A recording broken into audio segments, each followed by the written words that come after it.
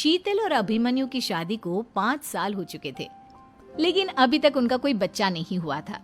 इसकी वजह से शीतल और अभिमन्यु परेशान रहते थे, लेकिन उन दोनों से ज्यादा परेशान थी शीतल की सास, यानी अभिमन्यु की माँ जानकी देवी। जानकी देवी चाहती थी कि जल्दी से जल्दी उनकी गोद में पोता या पोती आ जाए, और इसीलिए वो अपनी बहू शीतल को लेकर एक दिन हॉस्पिटल पहुंची। डॉक्टर मैडम, जरा ठीक से चेक करके बताइए ना। कई बड़े बड़े डॉक्टर को दिखाया है, लेकिन मेरी बहू माँ ही नहीं बन पाती। मैंने शीतल को बहुत अच्छे से चेकअप किया है। देखिए, बात यह है कि शीतल के अंदर माँ बनने की कैपेसिटी नहीं है। ये आप क्या कह रही हैं डॉक्टर साहब? कोई तो इलाज होगा ना, कोई दवाई दे दीजिए। देखिए, कुछ प्रॉब्लम ऐसी होती है जिनका कोई ट्रीटमेंट नहीं होता। आई एम सॉरी टू से, लेकिन शीतल कभी माँ नहीं बन सकती, क्योंकि उसके यूट्रस में अंदर से ही कुछ प्रॉब्लम है। घर आने के बाद क्या हुआ माँ? कहाँ लेकर गई थी आप शीतल को?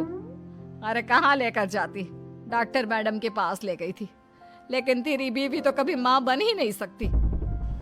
मम्मी जी, इसमें मेरी क्या गलती? अगर अंदर से कोई प्रॉब्लम है तो उसमें मैं भी कुछ नहीं कर सकती।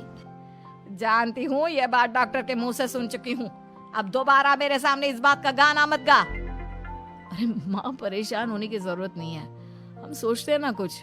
अरे क्या सोचेगा तू? जब डॉक्टर कह चुका है कि तेरी बीवी माँ नहीं बन सकती, तो बता क्या सोचेगा तू? कहाँ से लाएगा बच्चा? माँ, ये तो मैं भी नहीं जानता। अभिमन्यु, क्यों ना हम अनाथ आश्रम से एक बच्चा गोद ले आए? क्या फर्क पड़ता है बच्चा हमारा हो या गोद लिया हुआ? हाय, बड़ी बातें बनाने वाली। क्या फर्क पड़ता है? अरे क्यों फर्क नहीं पड़ता? मुझे इस वंश को आगे बढ़ाने के लिए मेरे बेटे का खून चाहिए, किसी दूसरे का नहीं। लेकिन माँ, आप जानती हैं कि ये अब पॉसिबल नहीं है। मैं कुछ नहीं जानती। मैं किसी पराये की औलाद को इस घर में अपना पोता या पोती बन के बढ़ता हुआ नहीं देख सकती। मेरा वंश मेरे बेटे के खून से ही आगे बढ़ेगा। लेकिन मम्मी जी, ऐसा कैसे हो पाएगा? आप अच्छी तरह जानती है ना, मेरा और अभिमन्यु का बच्चा नहीं हो सकता। तो मैं अपने बेटे की दूसरी शादी करवाऊंगी, और अपनी दूसरी बीवी से ये मुझे बच्चा पैदा करके देगा। ये आप क्या कह रही हैं माँ? मैं किसी और से शादी नहीं करने वाला। मेरे रहते हुए आप अभिमन्यु की शादी किसी और से करवाएंगी? मम्मी जी, आप ऐसा कैसे कर सकती हैं? तू बस देखती जा बहू, मैं ऐसा कैसे कर सकती हूँ। कुछ दिनों के बाद, अभिमन्यु, मैंने तेरे लिए लड़की ढूंढ ली है। माँ, मैं आपको कितनी बार समझाऊं, मुझे किसी से शादी नहीं करनी है। पहले मेरी बात सुन। ये जो चमेली है ना, हमारे घर में काम करने आती है, वो तुझसे शादी करने के लिए तैयार है। मम्मी जी, आप अभिमन्यु की शादी एक नौकरानी के साथ करवाएंगी? वो इसलिए क्योंकि चमेली दिखने में बहुत खूबसूरत है, बच्चा भी सुंदर ही होगा। मम्मी जी, लेकिन एक बच्चे के लिए अपने बेटे की शादी नौकरानी के साथ करवाना, क्या ये सही है?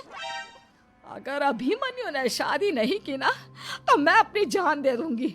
अब देख लो, अगर तुम्हें अपनी माँ की जान प्यारी है तो तुम्हें इस नौकरानी के साथ शादी करनी ही होगी। इस तरह जानकी देवी अपने बेटे अभिमन्यु की शादी नौकरानी चमेली के साथ करवा देती है। कुछ दिनों के बाद, नौकरानी से मालकिन बन के तो मजा आ गया। अब तो मैं इस घर की मालकिन हूँ।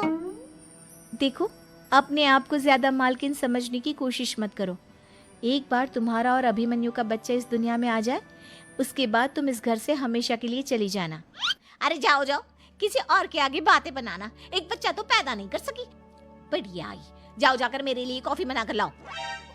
नौकरानी मैं हूँ या तुम? मम्मी जी, देखिए ना शीतल मुझसे किस तरह से बात कर रही है। शीतल, तुम्हें पता है ना चमेली प्रेग्नेंट है, मेरे बेटे के बच्चे की माँ बनने वाली है। वो जैसा कहती है वैसा करो। लेकिन मम्मी जी, वो मुझे नौकरों की तरह ट्रीट कर रही है। अरे तो करेगी ना, वैसे भी बहू तुम हो किस काम की? एक बच्चा तो पैदा नहीं कर सकती। जाओ अब घर के सारे काम करो और चमेली को आराम करने दो। थैंक यू मम्मी जी, भगवान आपका भला करे। आप नहीं होती तो मैं नौकरानी से महारानी कैसे बनती? देखो, तुम्हें जो चाहिए सब मिलेगा। खूब खाओ।